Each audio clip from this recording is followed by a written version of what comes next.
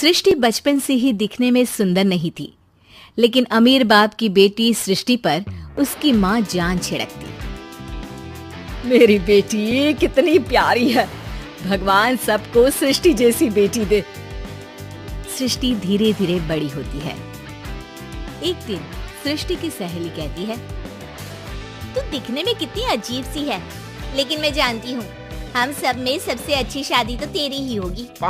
तेरे पापा अमीर जो हैं।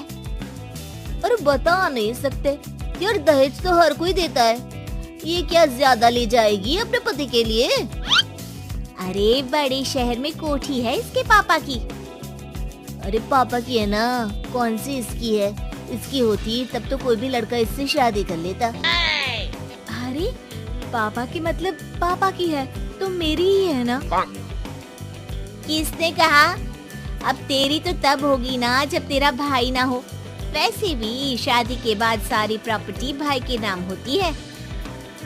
सृष्टि समझ जाती है कि उसे किसी भी हालत में माँ बाप की सारी प्रॉपर्टी को अपने नाम करना है, लेकिन कैसे? एक दिन सृष्टि का भाई शीनू कहता है, बहन क्या कर रही है? तुझसे एक बात करनी है। अरे हाँ करना, मैं तो तेरी बहन हूँ। बहन मेरी लाइफ में ना एक लड़की है, बहुत अच्छी है। मैं सोच रहा हूँ माँ और पापा से बात करूँ शादी के लिए।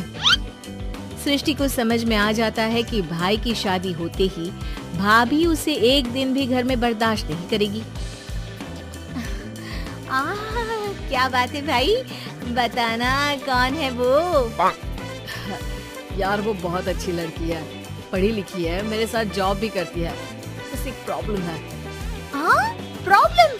क्या प्रॉब्लम है भाई? यार वो शादीशुदा है, लेकिन उसके पति ने उसे सिर्फ इसलिए छोड़ दिया क्योंकि उसके माँ बाप दहेज नहीं दे पाए। सृष्टि ये सुनकर न जाने क्यों खुश हो जाती है। अरे भाई तो क्या हुआ, लड़की तुझे तो पसंद है ना? शीनू को लगता है कि बहन उसे समझ रही है। वो इस बात से अनजान होता है कि उसकी बहन की मंशा पूरा घर हड़पने की है। सृष्टि अपनी माँ से कहती है, मम्मी मुझे तो बहुत चिंता है, पता है शीनू क्या कर रहा है? अरे क्या कर रहा है? वो तो काम पर जाता है और वापस घर आता है। नहीं ना माँ, वो यही तो नहीं कर रहा, बाकी सब कर रहा है। आपको पता है उससे प्यार है, और वो भी एक शादीशुदा लड़की से। ये क्या हो गया? मैं सोसाइटी में क्या मुंह दिखाऊंगी? अरे तेरे पापा तो यही कहेंगे कि मैंने ही उसे बिगाड़ दिया है। माँ देखो, मेरी बात मानो, पापा पर भी विश्वास करने की जरूरत नहीं है। अब आप ही बताओ, पापा इतनी देर घर के बाहर रहते हैं क्यों? बोलो। बेटा वो तो नौकरी करते हैं ना। तू बहुत भोली है माँ। पापा का ऑफिस तो 7 बजे खत्म हो जाता है, लेकिन देखो कितनी देर से आते हैं। अरे नहीं बेटा, ऐसी कोई बात नहीं है। सृष्टि माँ को एक औरत से बात करते पिता की फोटो दिखाती है। देखो माँ, कैसे हैं पापा? मैं ना कहती थी कि पापा सही नहीं है। मैं तेरे पापा से बात करूंगी, दे फोटो मुझे। ओ माँ, वो तो डिलीट हो गई। लेकिन चल, तूने तो देख लिया ना। पापा से बाद में बात कर लेना, और हाँ, मेरा नाम बिल्कुल मत लेना। हाँ माँ। अब क्या था, सृष्टि के माँ और पिता के बीच झगड़ा होना शुरू हो जाता है। सृष्टि के मन में क्या चल रहा था कोई नहीं जानता था। एक दिन, माँ सृष्टि के लिए एक लड़का देखा है, वो लोग शाम को उसे देखने आने वाले हैं। और हाँ माँ, एक खुशखबरी, मैं और पापा मिलकर एक नया बिजनेस ट्राई कर रहे हैं। शाम को लड़का आता है, सांवले रंग का। सृष्टि को तो बिल्कुल भी पसंद नहीं आता। लड़की की माँ कहती है, लड़की का चेहरा तो कोई खास नहीं, लेकिन अगर मेरे बेटे को आप लोग सेटल कर दें तो मैं उसकी शादी आपकी बेटी से करवा दूं। सृष्टि को लड़का बिल्कुल पसंद नहीं था। उसे भाई पर गुस्सा आ जाता है। लड़के वालों के जाने के बाद कहती है, माँ देखा शीनू मेरे लिए कैसा लड़का लेकर आया, न दिखाने लायक न सुनने लायक, सेटल भी नहीं, वो भी हम करे। अरे माँ मैं जानती हूँ ये मेरी शादी किसी भी घर में क्यों करवाना चाहता है? अरे कैसी बात कर रही है बहन, तूने तो देखा ना, लड़के को मैंने ही मना कर दिया तुझसे शादी के लिए। जिसने लड़का बताया था उसने उसकी बहुत तारीफ की थी। बात आई गई हो जाती है, लेकिन सृष्टि का मन शांत नहीं होता। क्या करूं, कुछ समझ में नहीं आ रहा। मेरी शादी हो गई तो ये लोग पूरी प्रॉपर्टी शीनू के नाम कर देंगे। मेरे हाथ तो कुछ लगेगा ही नहीं। तभी सृष्टि को आइडिया आता है। वो किसी वकील को फोन करती है।